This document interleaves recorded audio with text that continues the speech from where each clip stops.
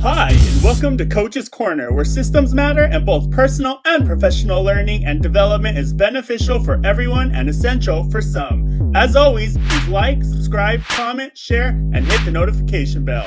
Let's get started.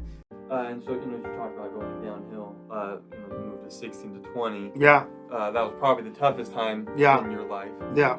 So, we'll start with the holistic system, spiritual, religious. How did that go? Not much. I kind of walked away from that. Like as a whole, like you were just like, I just walked away? Or was I it still always had a God lens, Okay. but I really put him on the back burner, so to speak, until I was 18. Got it. And then I met this guy, and he says, I watched him for 2 months. Mm-hmm. He worked at at a daycare. We both worked at a daycare, and I watched this fool for 2 months. I was very observing. Yeah, there you go. I'm like, this guy is different. Yeah. So I went up to him, Dave Meek was his name, and I said, hey, you're different. He goes, I know. Well, I was an intense dude, so most people didn't talk to me like that. Yeah. Even when I was a little guy, they were like, they didn't know what to think quite about me most of the time. He goes, I know. I'm like, whoa. So I go, well, what's the deal? He goes, oh, I'm a Christian. And I go, oh, so am I. He said, no, you're not. I said, excuse me? I'm getting ready to knock his teeth through his head. I said, excuse me? And he goes, yeah. He said, you're religious at best. And I was like, tell me more. So we started talking for several weeks. And he says something to the effect of, have you ever asked Jesus into your heart? And I'm like, no, I don't think so. Mm-hmm. Well, not officially, not formally. Right. And he goes, do you want to? Boy, and I got nervous, right? But I knew I wanted that, because he had been talking me through this stuff. Yeah. And, I've never felt anything supernatural, but I swear Jesus gave me a hug that night. Yeah. And he goes, just pray after me. And I felt like, I was like, whoa. Right. It's kind of weird, Yeah. And so, but prior to that, Like I was, 16, 17 I was in a bad spot, man. And so would that be your, basically, sophomore, junior, a little bit? Did you graduate at 17, is that correct? Yeah, I was young. Okay, so you're junior and senior Yeah, year. a matter of fact, I didn't play any sports for a couple of years.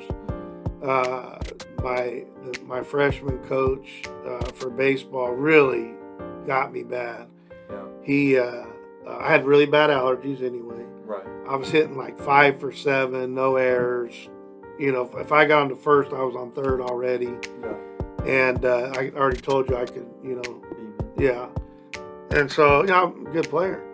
And the next thing I know, I'm not starting. Mm-hmm. And he put his son's best friend in my spot. Okay.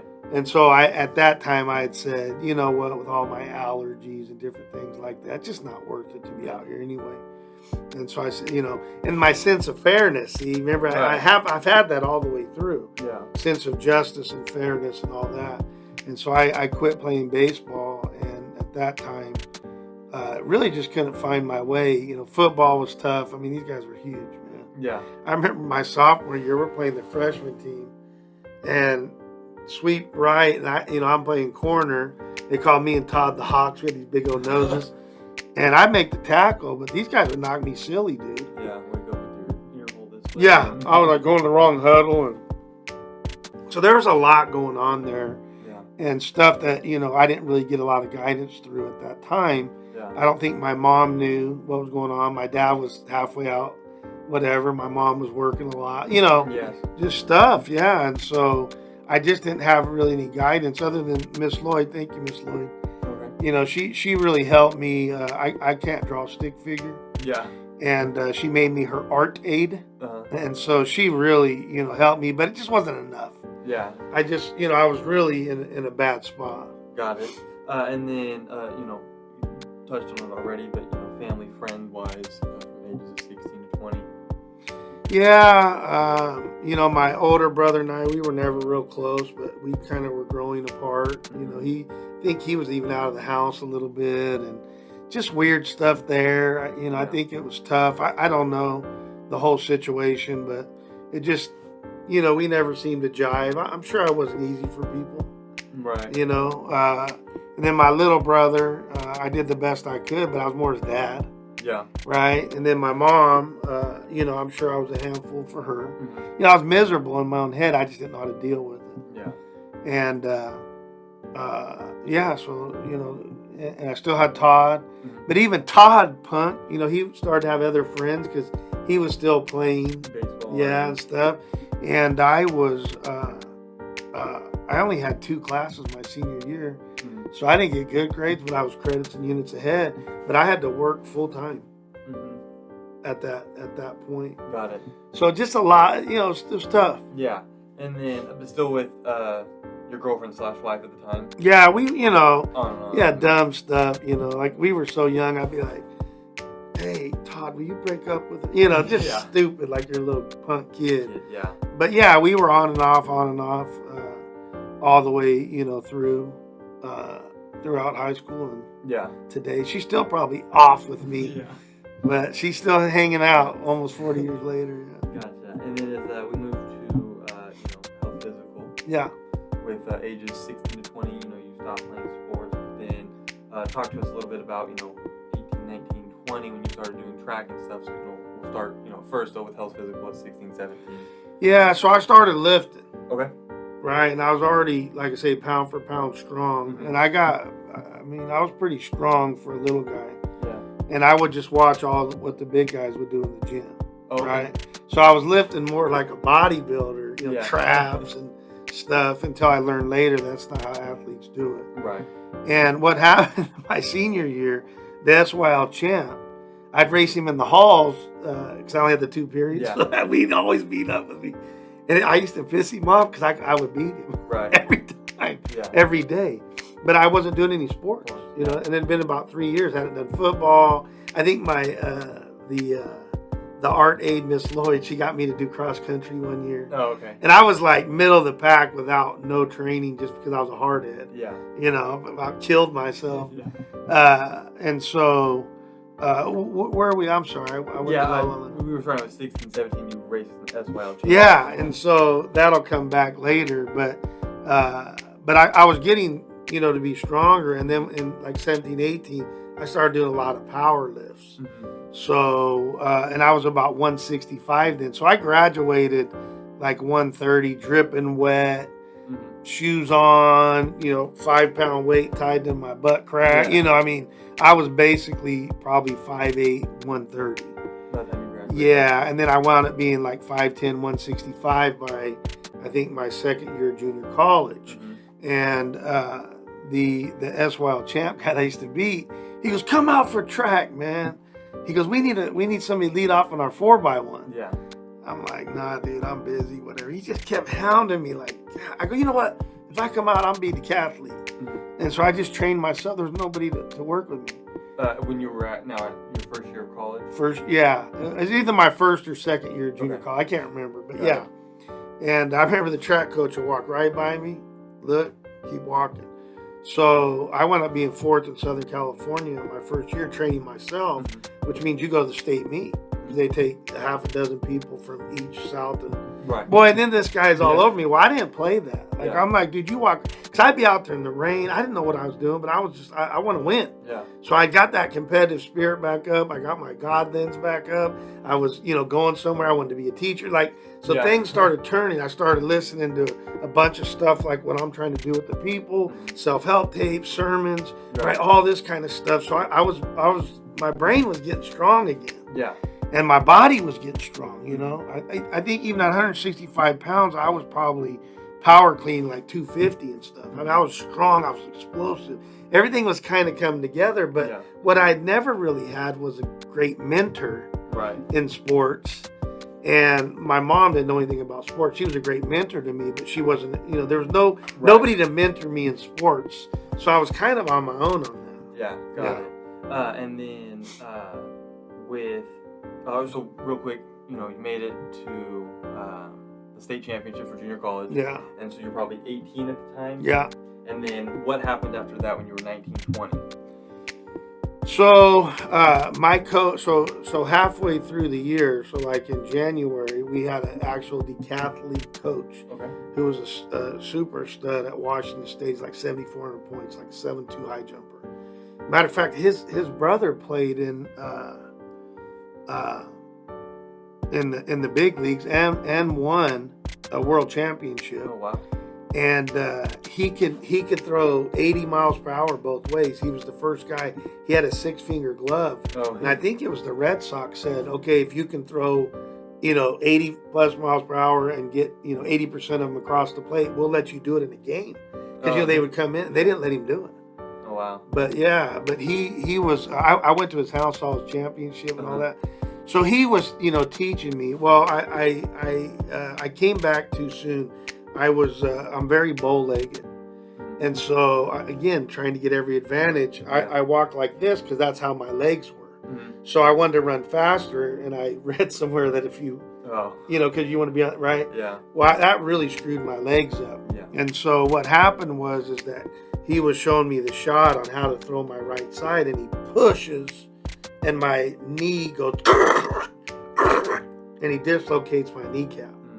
So I was out a month, and I thought, oh, crap, I'm not going to be able to come back. I was too immature, and he didn't really say, like, be patient or whatever. Right. So I'd go out and throw, like, javelins, right, stuff I could do on my way back, because I couldn't really run then. Yeah. So then when I came back, I went real heavy and running stuff. My legs were, the doctor says, the worst stress fracture he'd ever seen. He said, usually, like, this part of your bone, like an inch or so, will be hot on the bone scan. Yeah.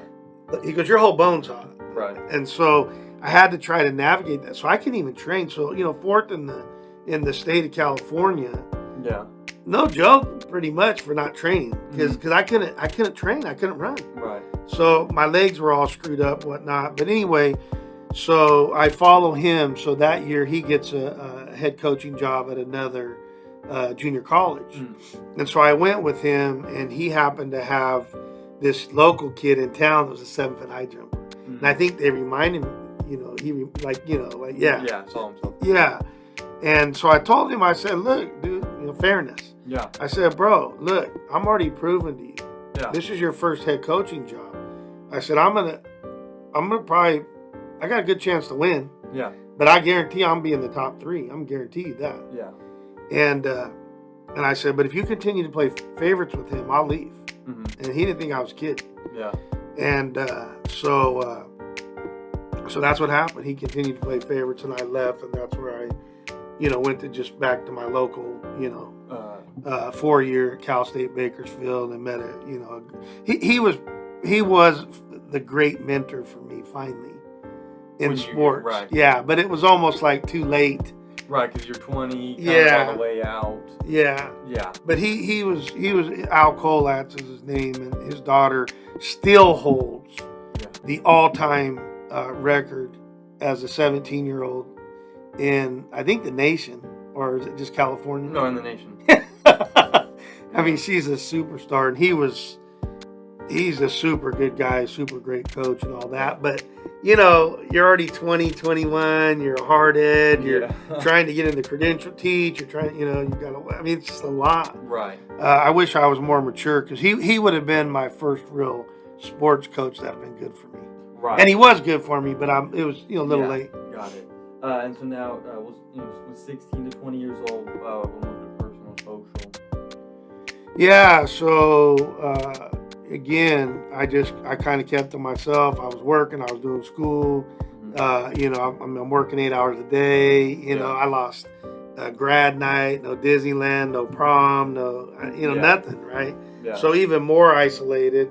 Todd was, he had it. He was doing other things with the baseball team and whatnot, and so I just became very isolated and to myself even more. Got it. And so from 16, 17, and then from 18, 19, 20, is that kind of when you started to get into the self-help tapes and stuff like that, or was that a little bit later on? No, that was around 18 Okay. when I talked to that guy Christ, and I wanted to start. Yeah. Who is this guy? Who's Jesus, right? Got it. So I started listening to sermons, and then I had a library that was unbelievable. Probably had, because back then it was, we started with cassettes, and then it went to CDs, like for self-help. There wasn't all these download or whatever you guys do. Yeah. But I mean, I had like hundreds of these things, and I would just consume them 8 hours a day and just start listening. And my mind started to change. Got it. Okay. And then you said that now with Career Material, that's when you started working full time. You only had 2 classes. So what was that as your first job? So it was called Pace Setter, and it was like a Hallmark kind of. Okay. You know, we did balloons and novelty items and different things of that nature, and it was boring, dude. Yeah, I think there's actually a story you said that you could hit a quarter into any cup no matter where you were. Off anywhere, because I would play court. So we only had 3 channels. I was watching soap operas, for goodness sake. There was nothing else, and there weren't that many people coming in and out of the store. Right. So I would, I'd go and get it all organized and cleaned up and inventory. That's how they lived. Yeah, I mean, right? Because I was on top of it. Right. So I started doing quarters every which way, off my finger, off my nose, off the this. I could do them backwards. I could do them sideways, right? Yeah. And few people got drunk off of talking trash to me about quarters because I didn't miss. I mean, I could go 100 in a row. Right. And I said, you go ahead and pick where you want me to go from. Yeah. They're like, oh, do it backwards. Going like, oh my gosh. Yeah.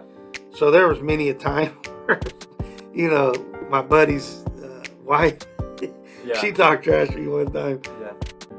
She didn't feel too good. Got it. When you were... Tina, when you watch this, you'll remember. And then with 18, 19, 20, I believe, when you were doing daycare early in the morning, is that correct?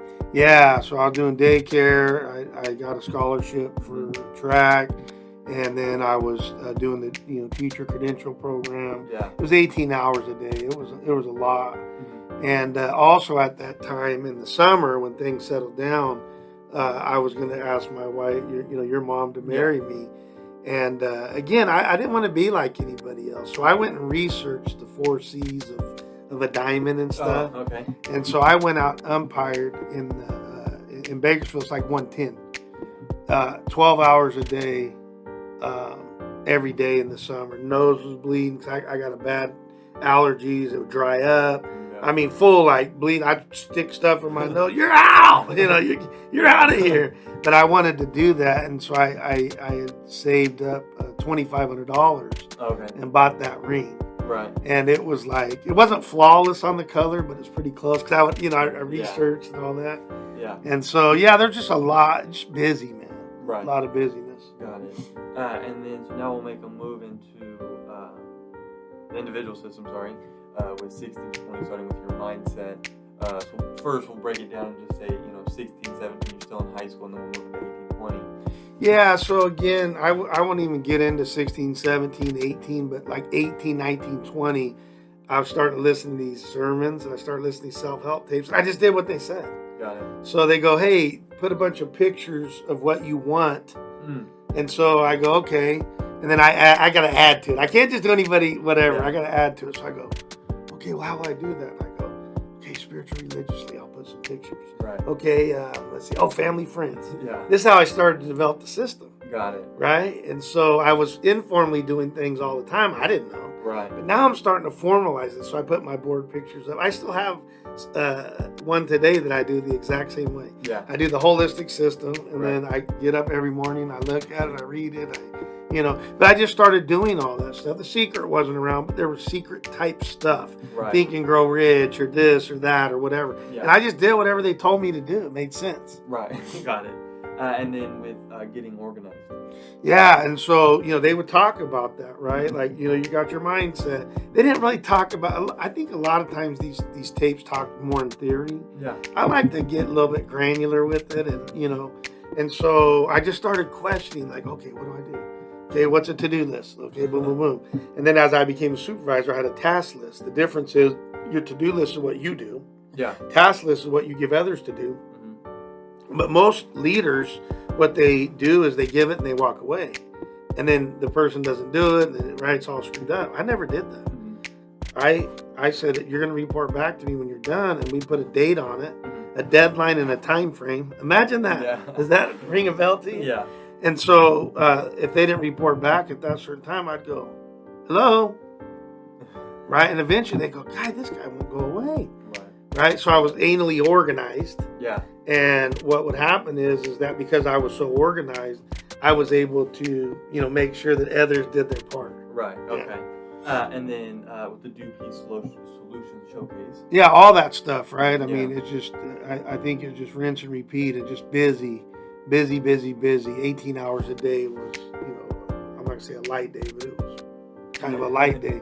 I had started, at that time, I started a little business on the side. That was kind of my first formal business, around 20-ish, where on the weekends, as I wasn't busy enough during the week, I had my dad had this real rich guy, and he was like in like oil, or it didn't even match up, and it wasn't even in like a high, trafficked area. It was like off to the side, like where industry would be, like oil and stuff. Yeah. And I was talking to him. He liked me because he knew I was ambitious, and he says, "Well, I'll let you have this side over here." So I opened up a full card store when I was 20 on the weekends. People would come in, and I'd built these things out of plexiglass. You'd open them up and get the card. It was crazy. That's so funny. Yeah. And so then with collecting data?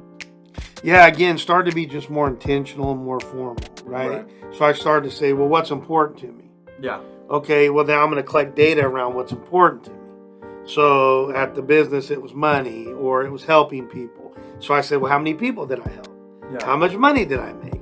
Right. How much product did I sell? How much, right? So I started to do different things of that nature, but I did that across the board. Why is that? What is that teacher doing? Right. Why does that teacher look better than the other teachers? Why does that, right? Yeah. But I just said, hey, if this is my mindset, what are some things that are important? Let me start collecting data around that. Got it. Okay. And then last thing, the thoughtful advancement. Yeah, and so again, started to, right, just a little bit, started to go, okay, now I'm collecting this data, and I like some, and I dislike some, and I'm undecided about some, so what? Right. So what? So I started to say, okay, well, so I started to piece together, and so I started to celebrate for the first time with likes. Okay. I was always on the undecided, pivoting, because that's just my nature, and I was always questioning. So that didn't really. I mean, I always did that. Yeah. Even informally, but I started to formalize it. So I said, okay, in this area, of the mindset, in this area of the getting organized, in this area of the solution showcase, collect data around those things that are important to me. Now let me come back and thoughtfully advance around what's happening. Yeah. So I would say little things like, okay, what sold the most in the store today? Okay, well, let's say it was Magic Johnson starting lineups. Well, maybe I should get more starting lineups, right? Or maybe I should get, Lakers, or maybe right? So I just started to be real thoughtful about what's next. Got it. Okay. If you need to contact Brett or Coach, please do so on his social media accounts, email, and or text. You can find that information in the description below. Again, please like, subscribe, comment, share, and hit the notification bell. Thanks, and we hope you enjoyed.